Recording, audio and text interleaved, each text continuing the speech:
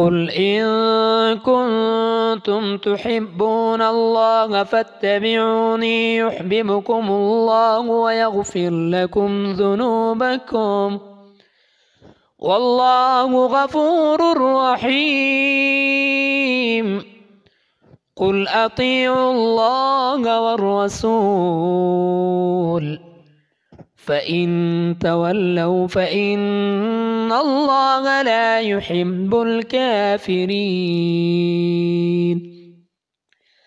إن الله اصطفى آدم ونوحا وآل إبراهيم وآل عمران على العالمين ذرية بعضها من بعض والله سميع عليم. إذ قالت امرأة عمران رب إني نذرت لك ما في بطني محررا فتقبل مني إنك أنت السميع العليم. فلما وضعتها قالت رب إني وضعتها أنثى والله أعلم بما وضعت وليس الذكر كالأنثى وإني سميتها مريم وإني أعيذها بك وذريتها من الشيطان الرجيم.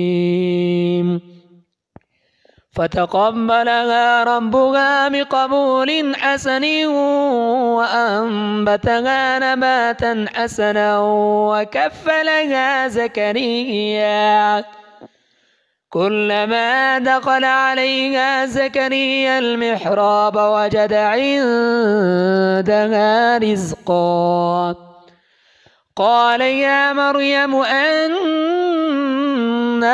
لك هذا قالت هو من عند الله إن الله يرزق من يشاء بغير حساب.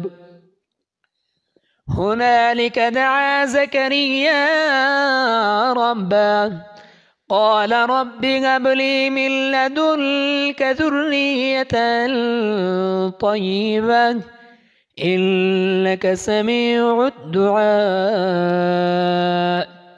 فنادته الملائكة وهو قائم يصلي في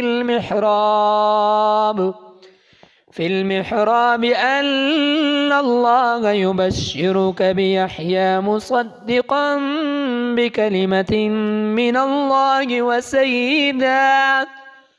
وسيدا وحسورا ونبيا من الصالحين. قال رب ألا يكون لي غلام وقد بلغني الكبر وامرأتي عاقر قال كذلك الله يفعل ما يشاء. قال رب اجعل لي